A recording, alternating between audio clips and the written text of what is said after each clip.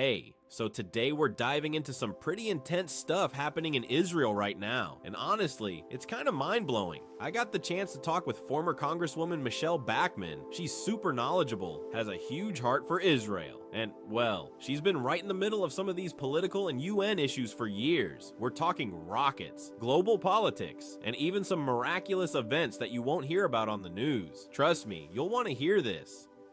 So let me tell you a little bit about Michele Bachmann, because her background really gives you a sense of why this conversation is so eye-opening. Michele served in the United States Congress from 2007 until 2015, and get this, she was the first Republican woman from Minnesota to make it to Congress. That's already impressive, but what really stands out is that she served on the Intelligence Committee during her time there. So she wasn't just sitting in a chair taking notes. She had her hands on some of the most sensitive, high-stakes information about global security and foreign affairs, including situations involving Israel. And that's why what she shares carries a lot of weight, because she's seen firsthand how these international policies actually play out. Now, what's really cool is how this whole chat came together. It wasn't some planned interview or anything like that. She happened to be in Washington, D.C. for another event, and we ran into each other at this prayer and vote gathering. I mean, sometimes these things just feel providential, right? We connected instantly. And it was clear that her heart for Israel isn't just political, it's deeply personal. She's someone who's been a consistent supporter of Israel, not just during her time in Congress, but even on a personal level over the years. And talking with her, you can really feel that sincerity. She knows the issues, she understands the stakes, and she genuinely cares about what's happening on the ground. So yeah, this isn't just political analysis. This is someone who's lived it, breathed it, and has a perspective that's both informed and heartfelt. And that combination is exactly what makes the rest of this conversation so compelling. You can tell right away that she's speaking from experience, not just reading headlines. Alright, so here's where things get really intense. The United Nations, you know, the place where nations supposedly come together to promote peace. Well, they did something that, honestly, left a lot of people shaking their heads. So, in the wake of the October 7th attacks and constant rocket fire against Israel, the Palestinians introduced this resolution at the UN. And get this, the resolution basically demanded that every Jew leave their own land, like Judea, Samaria, Eastern Jerusalem, use the Western Wall, Gaza, you name it. Not only that, it called for stopping the supply of weapons or ammunition to Israel. I mean, can you imagine? The goal was plain and simple, to annihilate Israel so neighboring nations could move in and, well, basically wipe them out. It's chilling just to hear it spoken like that. Now, out of 194 nations at the UN, only 14 actually voted no. Yeah, just 14. And here's the thing, the US voted no too, which sounds good at first, right? But it's a bit more complicated. The US is essentially the big player at the UN funding most of the operations, so voting no was kind of a wink and nod situation. They didn't follow through in a way that really stopped the resolution. So the resolution passed overwhelmingly, and that's where the shock really hits. You have this massive international body basically saying, yeah, Israel, leave your land, and we'll let the surrounding nations do the rest. It's kind of mind-boggling. And here's the part that made it even more surreal, at least from a biblical perspective. This whole situation ties directly to Joel 3:2, which says in the last days, God will bring all nations to the valley of decision and judge them based on how they treated Israel, whether they divided the land, scattered the people, or cheapened Jewish life. And that's exactly what happened here. The resolution divided the land, threatened to scatter the people, and cheapened the Jewish way of life. From a faith perspective, it's just shocking. It's like you read this and you think, wait, are we really seeing this play out? And the sheer imbalance, the overwhelming support for the resolution, with only a tiny handful standing against it, it's hard not to feel the weight of injustice here. it's not just political. It feels almost surreal, like the world is completely missing the mark on what's fair and right. And you kind of have to pause and let that sink in because the implications are massive. So yeah, that's the backdrop. An unprecedented UN resolution, a tiny minority daring to oppose it, and a global stage that seemed to turn against Israel right when the country needed support the most. It's one of those moments that really makes you stop and think about how the world works. And honestly, it sets the stage for everything else that followed. Okay, so after that shocking UN resolution, things got even more, well, intense. Right after, the UN passed something called the Pact for the Future. And here's the kicker. It basically strengthened the power of the UN Secretary General in a way that's kind of unprecedented. With this, if he decides there's a global crisis, conflicts, wars, whatever, he can declare a global emergency and essentially get powers that affect travel, finances, and other worldwide actions. I mean, it's like a form of global governance that hasn't really existed in this way for 5,000 years of recorded history. And you know, when you step back and look at it, it's a little eerie how this mirrors some of the predictions you read about in the Bible about global control and the nations coming to a point of judgment. Yeah, it's a lot to take in. Now, layering on top of that is usforeignpolicy, which, well, it's complicated. During the Obama years, the US actually sent billions of dollars to Iran. 4 billion, just like that, and then lifted sanctions, letting another 150 billion flow into the country.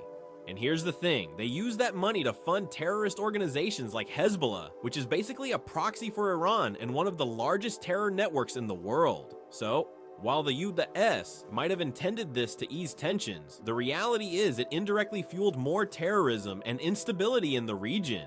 Fast forward to the Biden-Harris administration, and much of the same pattern continued. The reprieve we saw during the Trump years, when sanctions were strictly enforced and the money flow stopped, was only temporary. As soon as the new administration came in, billions of dollars started flowing again, back to the same terrorist proxies, and that's one reason why you start to see increased rocket attacks and conflict escalation. It's like a chain reaction. These financial policies, the UN resolutions, and the international stance all feed into what's happening on the ground. So yeah, when you look at it all together, it's not just politics on paper. Like, you can see how global decisions and US actions have very real, sometimes devastating effects in Israel and the surrounding region. And honestly, it makes you realize just how interconnected everything is, from international politics to ancient prophecy, and how those choices set the stage for what comes next. Alright, now here's where it gets truly unbelievable.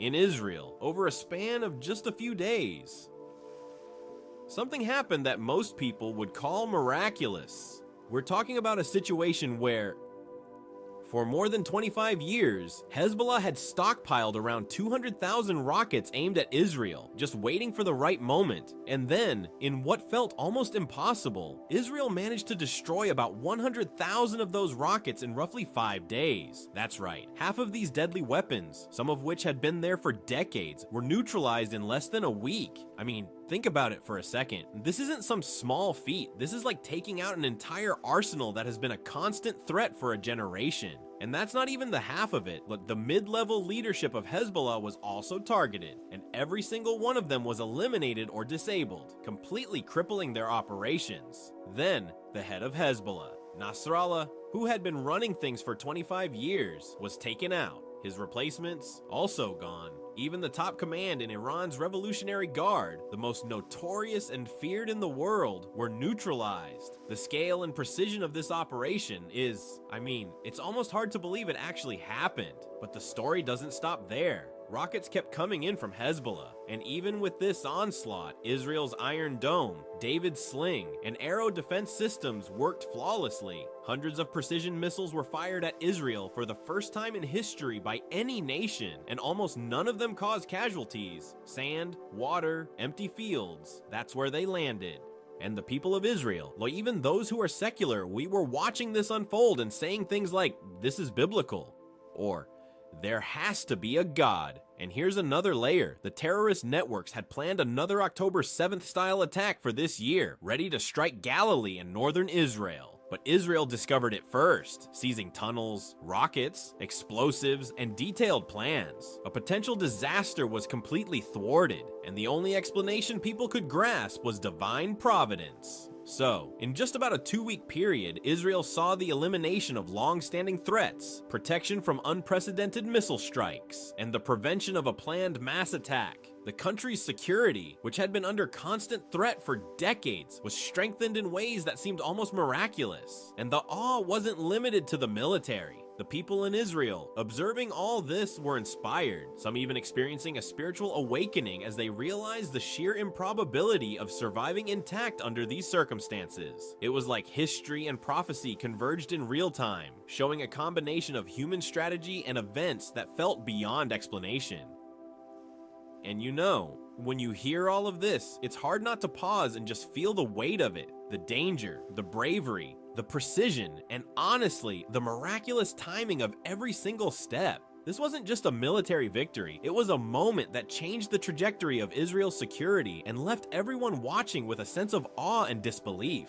Okay, now here's something that's really moving and kind of hard to fully put into words. The spiritual revival happening in Israel right now. So picture this, in just a short span, tens of thousands of Jewish people started coming to the Western Wall. First 50,000, then 100,000, then 150,000, all gathering to repent, to cry out to God, to reconnect with their faith. And it wasn't just the religious crowd, even secular Jews were watching, and many of them were saying things like, "I know there's a God," or "This is biblical."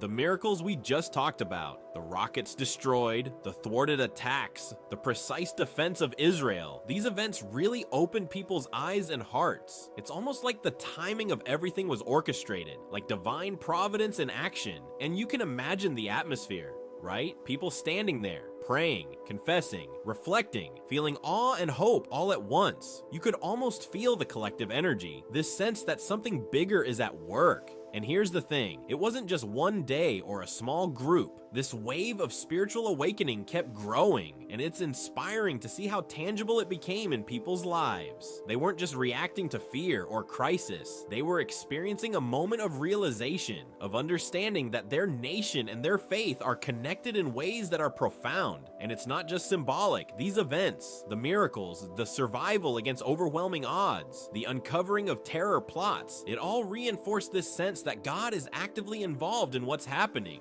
For the people witnessing this, it became a real catalyst for change, for turning back to God, for spiritual reflection.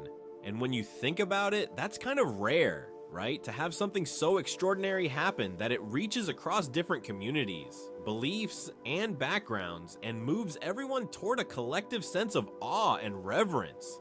So yeah, there's this massive spiritual momentum happening in Israel right now, a revival that's drawing people in, inspiring faith, repentance, and hope, and creating a deep sense of connection that's hard to describe but impossible to ignore.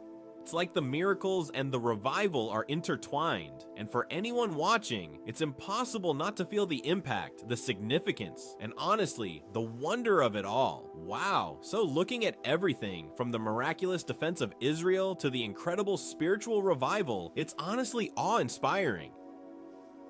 These events are unfolding in real time, and it's amazing to witness how history, faith, and current events are all coming together.